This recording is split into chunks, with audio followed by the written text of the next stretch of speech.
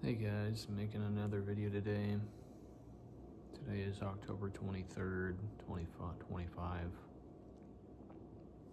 Today's lesson, I mentioned, I believe in my video yesterday, how for a while now I've just kind of been writing down video ideas on my notes app on my phone. So today I went through that to look for ideas and found one from John chapter 6.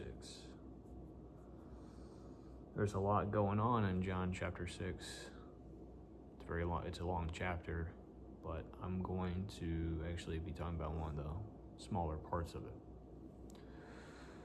The video I want to make today is about his disciples getting in the boat, which obviously I'm connecting that to us Christians in today's world. So the lesson today is, when they got in the boat, Jesus was not initially with them. It says when they got in the boat and started trying to cross over, I believe, to this other side of the water to Galilee, or it was still within Galilee but still to the other side. It says the winds grew rough and the waters, the wind grew loud and the waters were rough, something along those lines. So, it started getting windy, the waves are starting to get crazy. And it says the disciples rowed about 3 or 4 miles like this. Now, it's hard enough to row, manually like this, 3 or 4 miles straight, And then on top of that, it's some crazy conditions.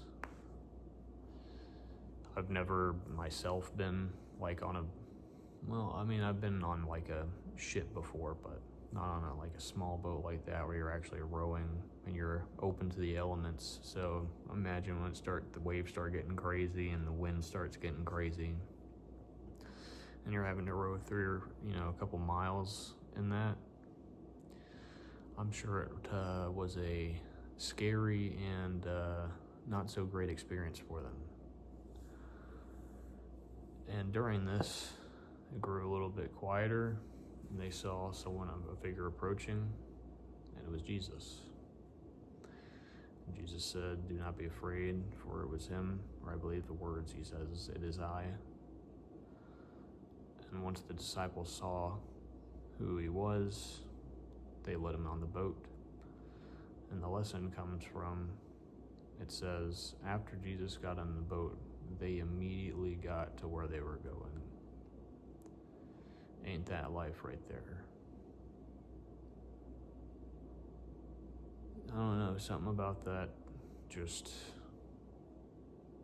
really struck. I remember writing down that video idea a long time ago, like it really striking me as I read it again.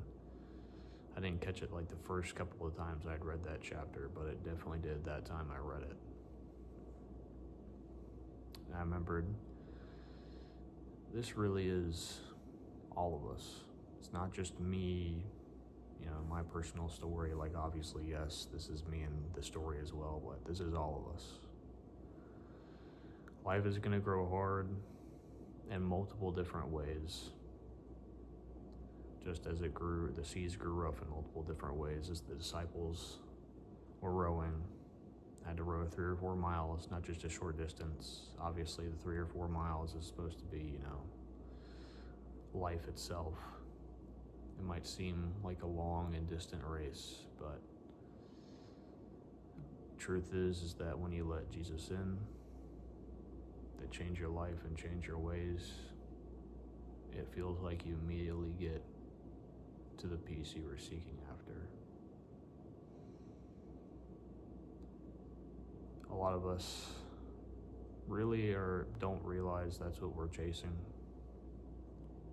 A lot of people in my generation and my age are just chasing after women, sex, partying, drugs.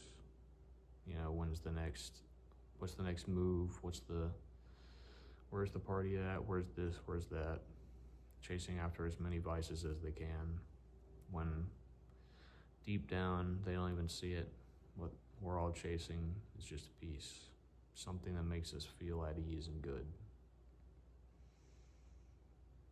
Unfortunately, a lot of people find that in the wrong places. They think those temporary things that gives them giddy feelings is what they need. But Jesus is an everlasting peace. That might not mean that life gets easier, but you still have peace when you have Him. Not in a way I can fully describe, unfortunately. As you know, many pastors say, we cannot fully understand the scope of God's love and the peace that He gives us. I know in Hebrews it tells us to enter His rest, and that we need to chase after entering that rest. So, my 2 cents for the video is just, when life grows rough, maybe it's your job, maybe it's your relationship, your marriage, your friend group, illness or disease or death within the family or something, it can seem like everything else starts to collapse along with it. And a lot of us can get swept up in that really easy because we put our hope and faith in those things that start to fade. And it's easy to see the cracks in everything when one thing completely falls. We see how it starts to fall apart, or how easy it could all fall apart. And that's the problem. As Jesus says in Matthew chapter 6, I believe it is, to store up your treasures in heaven, not on earth, where, moth and vermin can destroy or thieves can break in and steal. But store up your treasures in heaven. Things of this earth pass away, not just physical things, but also the struggle that can cause pain and suffering within your own spirit and mental health. And that's the thing. If you just hold on to those things thinking, oh, my job will get better eventually, or my relationship will get better eventually, and then I'll be happy again. You're just setting yourself up for failure. Many people just don't want to give Jesus a try. Maybe because when they were younger, the church hurt them, or maybe they had an atheist family and they just never really cared to try. And one thing I want to say about if the church hurt you when you were growing up, I can't remember his name, but as I was scrolling along through YouTube, I believe yesterday, I got a good analogy from a guy who said,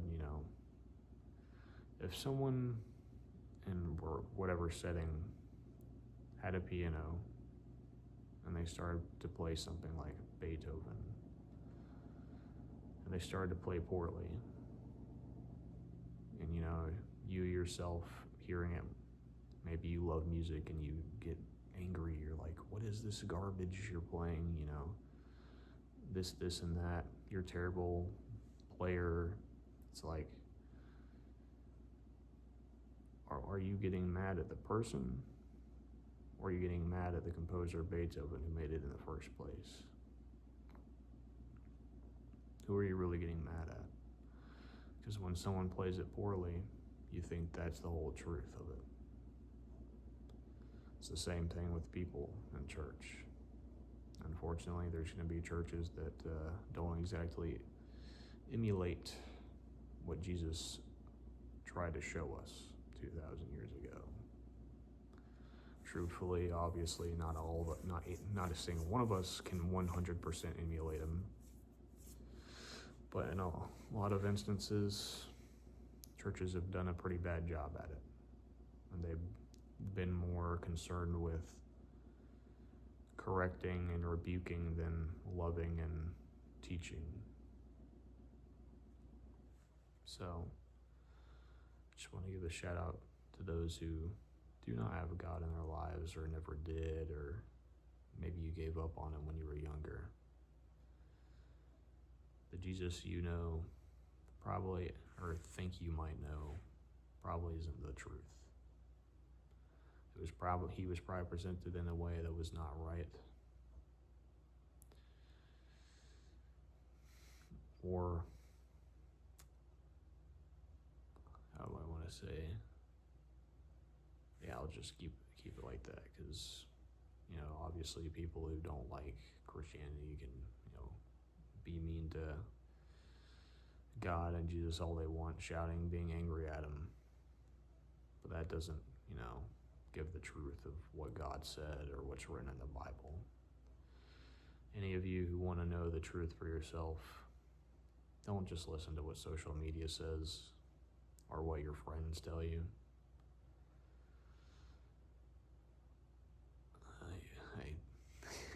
It makes me sad how so many people of my generation and the generation after me basically just get their truth from social media. And a lot of us who do don't think they do. If someone were to ask them, do you get all your truth or news off social media? They'd say, no, I don't believe it all. But the problem is, when you scroll through social media so much every single day, it starts to imprint on you, to the point where you bring facts and information you see from it into your subconscious without realizing it. It's not something where you're like, oh, I like that, I'll take that information. Like, obviously that's not how it's gonna get into your mind. You don't specifically and purposely, retain information from social media. It just enters your subconscious and can imprint on how you believe and act towards things. Which is why I got rid of my social media several years ago. At least for me, it wasn't necessarily that. It was that, like, everything started to become either hate and arguments with one another, or just basically a bunch of accounts that I followed just became like porn ads, basically. So I stopped all the social media I had. The only one I have now is YouTube.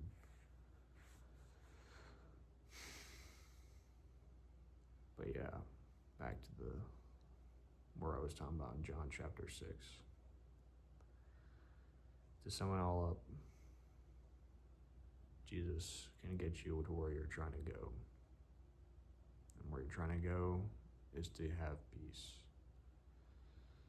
Maybe that's within yourself, or with someone else, or with friends or family, or with life itself. But if you don't have Jesus with you, you're never going to truly attain that peace. You might have some sense of peace for a short period of time, but it's going to crack. And when it breaks, you're going to fall hard, real hard. I hope that anyone who sees this might realize and understand that and make the change before it's too late.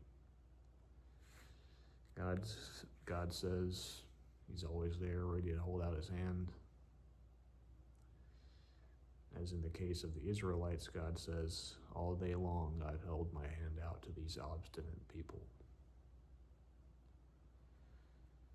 The Israelites are a story that no matter what we do or go through, God's always there to still try and redeem us if we are willing to go back to him.